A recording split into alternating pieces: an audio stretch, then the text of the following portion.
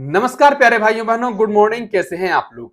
आज के इस वीडियो में अपन बात करने वाले हैं एमपीएसआई, जी हाँ, मध्य प्रदेश सब इंस्पेक्टर के एग्जाम पैटर्न और एग्जाम सिलेबस के बारे में। भाई किस प्रकार से परीक्षा होगी, कैसा पाठ्यक्रम रहने वाला है, कहां कहां से हमसे प्रश्न पूछे जाएंगे, इन सारे पहलुओं पर आज अपन चर्चा करने वाले हैं। क्योंकि आप सभी जानते हैं कि जब इसके पहले परीक्षा हुई थी मध्य प्रदेश में सब इंस्पेक्टर की 2017 में ये परीक्षा हुई थी, उस समय पर जो एग्जाम होता था वो 200 अंक का होता था। लिखित परीक्षा कितने अंक की होती थी? 200 अंक की, 200%, कोई माइनस मार्किंग नहीं। इसमें से आपके सामने 30 नंबर की रहती थी अंग्रेजी।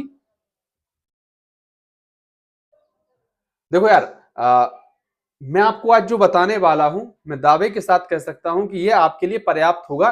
फिर आपको इस विषय में कोई परेशान होने की जरूरत नहीं है। केवल आप अपने चीजें पढ़ें जो आपकी परीक्षा में पूछी जानी है। बाहरी चीजों से कोई टेंशन आपको नहीं रहेगी। इसलिए व्हाइट बोर्ड पर ना जाकर कि यार इसके पास तो व्हाइट बोर्ड है, स्मार्ट बोर्ड नहीं है, क्या ही बताएगा। जो मैं बताने वाला हूं उस पर ध्यान दें। आगे बढ़े तो पहले क्या था कि 200 अंक की परीक्षा होती थी, उसमें 30 की हो गई अंग्रेजी, 70 की हो गई आपकी हिंदी, और बचे हुए 100 जो प्रश्न रहते थे उसमें जीएस भी रहती थी, तो मैथ के भी प्रश्न भी आते थे, तो आपकी जो है रीजनिंग के प्रश्न भी आते थे, करंट अफेयर्स, एमपीजी के, सारी चीजें इसमें हो गई। ये परीक्षा का पैटर्न। इसके बाद होता था भाई साहब फिजिकल। फिजिकल में क्या था? तो फिजिकल में था आपकी 800 मीटर की दौड़। 800 मीटर कितने समय में? 2 मिनट 40 सेकंड में। यहां आपको विदित हो कि पहले एमपी कांस्टेबल में जो थी वो 2:45 थी, यहां 2:40 रहती थी। इसके बाद लड़कों को जो है 13 फुट की लंबी कूद करनी है, लड़कियों को 10 फुट की। लड़कों को गोला फेंकना है 19 फुट 7 किलो 260 ग्राम का। वहीं लड़कियों का गोला होता था वो 4 फुट का होता था। तो ये गोला हो गया, ये जो आपकी जंप हो गई, ये शॉर्ट पुट हो गया। लेकिन इस बार इसका तो कोई लेना देना है ही नहीं भाई, ये सारी चीजें बदल दी गई हैं। अब क्या कर दिया है? अब इन्होंने कर दिया, पहले तो प्रारंभिक परीक्षा होगी आपकी, जिसमें आपके सामने 100 प्रश्न रहेंगे, 100 अंकों की ये परीक्षा होगी, कोई माइनस मार्किंग इसमें नहीं होगी। दूसरी आपका मेंस होगा या चयन परीक्षा होगी या मुख्य परीक्षा होगी, जो भी आप इसको कहना चाहें। तो मेंस में क्या रहेगा? मेंस आपका 600 नंबर का होगा। उसके बाद 100 नंबर का फिजिकल होगा, और जो अभी इसमें इंटरव्यू भी होता था फिजिकल देने के ठीक बाद, तो इंटरव्यू भी होगा, लेकिन वो 50 नंबर का होगा। मतलब जो परीक्षा है वो पहले की तुलना में मेरे विचार में तो काफी कठिन कर दी गई है। अब हम शुरुआत करते हैं कि भाई तो इस बार हमें प्रारंभिक परीक्षा के लिए क्या क्या पढ़ना चाहिए, कहां कहां से प्रश्न आने चाहिए। जो मेरे सामने दिख रहा है वो ईएसबी द्वारा जारी किया गया ऑफिशियल नोटिफिकेशन है। उसमें लिखा है प्रथम चरण प्रारंभिक लिखित परीक्षा। प्रारंभिक परीक्षा प्रथम चरण में बहुविकल्पीय प्रश्नों पर आधारित परीक्षा आयोजित की जाएगी। कोई ऋणात्मक अंक नहीं होंगे, मतलब माइनस मार्किंग नहीं होगी, ना पहले होती थी। परीक्षा में प्राप्त अंकों की अंतिम चयन में कोई प्रासंगिकता नहीं होगी। मतलब प्रारंभिक परीक्षा में आपके कितने भी नंबर आए, मतलब मान लीजिए आपके 90 नंबर आए, किसी के 85 नंबर आए, और कट ऑफ गई है सिर्फ 70 नंबर से, 72 नंबर से। एमपीएसआई कट ऑफ हम मानकर चल रहे हैं कितने पर गई है? 70 नंबर पर हो गया। आपके ज्यादा नंबर आए थे तो क्या मुख्य परीक्षा में जुड़ जाएंगे? नहीं जुड़ेंगे। वो चीज अलग रहेगी। प्रारंभिक परीक्षा सिर्फ क्वालिफाई होगी, आप इसको क्वालिफाई करिए। क्वालिफाई कितने लोगों को करना है? जैसे 500 पद हैं तो 10 गुना, मतलब 5000 लोगों के लिए मुख्य परीक्षा और फिजिकल के लिए बुलाया जाएगा। जो प्रारंभिक परीक्षा पास करेंगे वही फिजिकल में शामिल होंगे, वही मुख्य परीक्षा में उन्हीं का इंटरव्यू होगा, वो 750 नंबर की अलग से होगी। इसका उससे कोई लेना देना नहीं है। इसमें आपकी चाहे कितनी ज्यादा आ जाए कितने भी कम आए, कोई फर्क नहीं पड़ना है। इसके आगे बढ़ते हैं, चलिए। प्रारंभिक परीक्षा 100 अंकों की होगी, जिसकी अवधि 2 घंटे की होगी, और निम्नलिखित विषयों से प्रश्न पूछे जाएंगे। अब यार एक चीज यहां तक अभी तक समझ में नहीं आई है, इन्होंने क्या विषय दे रखे हैं कि आपसे लगभग 10 विषयों से प्रश्न पूछे जाने हैं। हम उनकी विस्तार से चर्चा कर रहे हैं, उन पर लिखते जाते हैं कहां कहां से प्रश्न आ सकते हैं।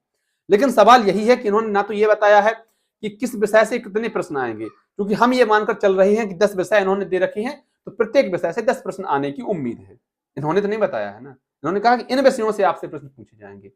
तो मैं एक बात बताना चाहता हूं, इस सब इंस्पेक्टर भर्ती है और आरक्षक से लेकर उप निरीक्षक या आपके निरीक्षक तक पुलिस की रीढ़ होती है।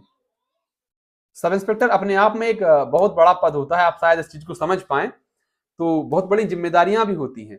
ये 10वीं 12वीं की परीक्षा नहीं है कि आपको बता बता के प्रश्न पूछे जाए। इसको लेकर आपको बहुत ज्यादा परेशान होने की जरूरत नहीं है। आप अकेले नहीं है जिनको नहीं पता है कहां कहां से प्रश्न आएंगे, पूरे प्रदेश के लड़के ऐसे ही हैं।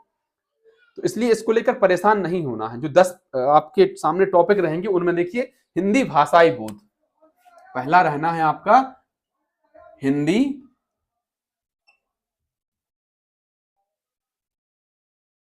भाषाई बोध, और दूसरा आपका रहना है अंग्रेजी, अंग्रेजी भाषाई बोध। तीसरा जो आपका विषय रहेगा वो रहेगा विश्लेषणात्मक क्षमता, इसको आप मैथ कह सकते हैं।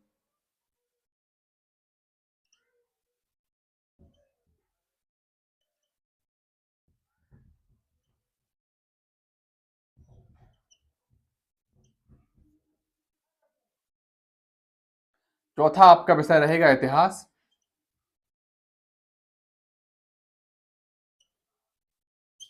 पांचवा जो आपका विषय है भूगोल।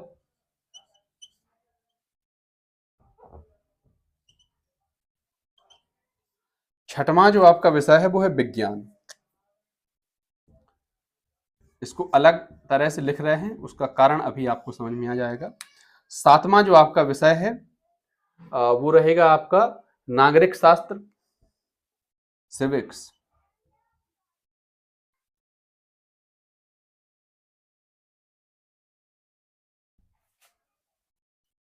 आठवां जो आपका विषय रहना है वो रहेगा बुनियादी कंप्यूटर ज्ञान।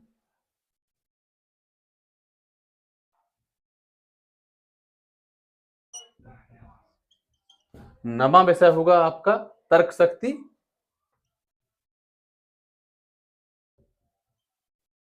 और 10वां होगा आपका रीजनिंग। इन 10 विषयों से आपसे 100 प्रश्न पूछे जाने हैं, ऐसा परीक्षा के एग्जाम पैटर्न या एग्जाम सिलेबस में दे रखा है। इन्होंने स्पष्ट नहीं कहा है कि भाई कहां से आपके प्रश्न आएंगे, क्या एक विषय से इसका वेटेज ज्यादा हो सकता है, कम हो सकता है। हम तो एवरेज मानकर चल रहे हैं कि 10 प्रश्न हिंदी से आएंगे, 10 अंग्रेजी से आएंगे। अगर कहीं आपको कम ज्यादा भी प्रश्न दिख जाए तो बिल्कुल भी परेशान नहीं होना, क्योंकि इन्होंने स्पष्ट नहीं कह रखा है। और ऐसा हो भी सकता है, अक्सर हो जाता है कि हो सकता है किसी एक टॉपिक से 2-4 प्रश्न बढ़ के आ जाए, किसी एक से कम आ जाए, कोई बड़ी बात नहीं है। आगे बढ़ते हैं। इसमें कहा हिंदी भाषाई बोध। तो ये भाषाई बोध में तो यही है कि व्याकरण वगैरह आपको वही सेम इंग्लिश में भी है। विश्लेषणात्मक क्षमता में है मैथ, और मैथ भी अगर पहले की देखी जाए तो नॉर्मल मैथ आती थी। विज्ञान लिख रखा है इन्होंने भाई साहब। अब विज्ञान में तो काफी सारी चीजें आती हैं, आपकी केमिस्ट्री हो गई, फिजिक्स हो गई, बायोलॉजी हो गई, ये सारी चीजें आती हैं विज्ञान में। तो हाँ, उन सब से ये जो दिख रखा है ना सिर्फ विज्ञान, इसमें भी कितनी चीजें हैं, फिजिक्स, केमिस्ट्री, बायोलॉजी, वो सारी आपको पढ़नी पड़ेगी। नागरिक शास्त्र, सिविक्स हो गया आपकी, और कंप्यूटर हो गई, रीजनिंग हो गई, तर्क शक्ति हो गई। अरे मैं माफी चाहूंगा, तर्क शक्ति को यहाँ मैंने दोबारा से अंग्रेजी में लिख दिया, इसकी जगह है ना करंट अफेयर्स है।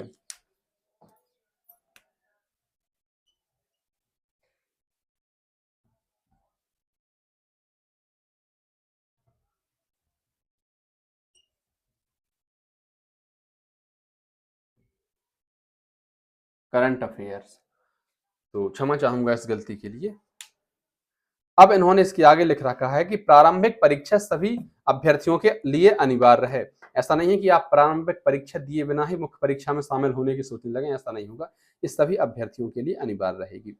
प्रारंभिक चरण परीक्षा में अभिप्राप्त किए गए परसेंटाइल के आधार पर प्रावीण्य सूची तैयार की जाएगी, जिसमें वर्टिकल आरक्षण श्रेणी यूआर, ओबीसी, एसटी, एससी तथा ईडब्ल्यूएस के विज्ञापन में रिक्त पदों की संख्या से 10 गुना अधिक अभ्यर्थियों को द्वितीय चरण की परीक्षा के लिए बुलाया जाएगा। त्रुटि रहित प्रावीण्य सूची में किसी भी वर्टिकल आरक्षण श्रेणी के कट ऑफ अनारक्षित श्रेणी कट ऑफ से सदैव कम होंगे।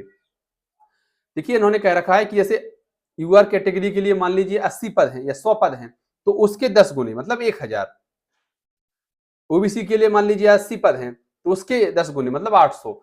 इस प्रकार से जिस भी कैटेगरी में जितने लोग हैं, जितने पद हैं, उसके 10 गुने मुख्य परीक्षा और फिजिकल के लिए बुलाए जाएंगे। किसी भी परिस्थिति में जो रिजर्व कैटेगरी है उनकी कट ऑफ अनरिजर्व से ज्यादा नहीं जा सकती, मतलब यूआर कैटेगरी की जो कट ऑफ रहेगी वो हमेशा ज्यादा रहेगी। अंतिम अभ्यर्थी पर जहां तक 10 गुना संख्या पूर्ण होती है तथा भी समस्त अभ्यर्थी जिन्होंने इस अभ्यर्थी से अधिक या बराबर अभिप्राप्त किए हो, नियत की 10 गुना से बढ़ी हुई संख्या पर विचार में लाए बिना द्वितीय चरण मुख्य परीक्षा में प्रवेश दिया जाएगा। एक और महत्वपूर्ण लाइन है कि प्रथम चरण प्रारंभिक परीक्षा में कट ऑफ परसेंटाइल केवल प्रत्येक वर्टिकल श्रेणी अर्थात UR, OBC, ST, SC, EWS के लिए जारी किए जाएंगे। हॉरिजॉन्टल आरक्षण श्रेणियों के लिए पृथक कट ऑफ परसेंटाइल नहीं होंगे, मतलब महिलाओं के लिए हो गई, आप एक्स सर्विसमैन के लिए होगा, इनके लिए अलग से कट ऑफ नहीं रहेगी। तो आपके लिए प्रारंभिक परीक्षा जो है बहुत कठिन होने वाली है। यहां आपको हॉरिजॉन्टल आरक्षण श्रेणी का लाभ नहीं मिलेगा। ये तो शायद पुलिस वालों के लिए भी लागू होती होगी, जो अभ्यर्थी 6 साल की सेवा पूरी कर चुके हैं, उनको भी तो मुख्य परीक्षा उसी आधार पर देनी है जैसे बाकी लोगों को देनी है। द्वितीय चरण मुख्य परीक्षा, इसमें क्या है कि आपके 600 अंक की परीक्षा होनी है। प्रारंभिक परीक्षा चयन के बाद इसमें आप शामिल हो पाएंगे। तो मुख्य परीक्षा 2 अलग अलग सत्रों में आयोजित की जाएगी। प्रत्येक प्रश्न पत्र अधिकतम 300 अंक का होगा, जिसकी अवधि 2 घंटे की होगी। तो 2 परीक्षाएं आपकी ये हो गई। अब यहां पर देखिए कि जो 2 परीक्षाएं हैं, प्रथम प्रश्न पत्र 300 अंक का होगा, 2 घंटे का समय रहेगा और इसमें माइनस मार्किंग रहेगी। चलिए अब हम यहां से बात करते हैं मुख्य परीक्षा के लिए, या आपकी जो मेंस एग्जाम जिसको कहते हैं उसके लिए। तो भाई इसमें माइनस मार्किंग भी रहनी है, 2 परीक्षा होनी है 300 अंक की, तो इसमें 1/3 की माइनस मार्किंग होगी। समझ रहे हैं ना, 1/3। 1/3 का अर्थ होता है कि अगर आपने किसी परीक्षा में जिसमें 100 अंक 100 प्रश्न थे, आपको 70 प्रश्न आ रहे थे या 70 प्रश्न आपके सही निकले, बाकी के 30 प्रश्न जो है आपके गलत निकले, तो इस 30 का 1/3 कितना हुआ, 10 नंबर। 10 नंबर इनमें से काट लिया जाएगा और जो आपके हाथ में आएगा वो आएगा 60 नंबर, भले ही आपके 70 प्रश्न सही हुए हो। तो 1/3 की माइनस इसमें रहेगी। जो प्रश्न छोड़ दिए गए हैं उनके लिए कोई माइनस मार्किंग नहीं होगी। तो ये अभ्यर्थी एक चीज से बहुत परेशान हो रहे थे कि सभी प्रश्न हल करना अनिवार्य है, तो इन्होंने स्पष्ट कह रखा है कि जो प्रश्न आप छोड़ देंगे उनके लिए कोई माइनस मार्किंग नहीं होगी। तो अब इन मुख्य परीक्षा के प्रश्न पत्रों में क्या पूछा जाना है, जैसे देखिए जो पहला पेपर होगा उस 300 अंक का होना है। इतिहास और भारतीय समाज 150 अंक की होगी इतिहास, और इसका भाग खा रहेगा, उसमें रहेगा शासन, संविधान और राजनीति, सामाजिक न्याय और विधान, यह भी 150 अंक का होगा। तो पहला पेपर हो गया।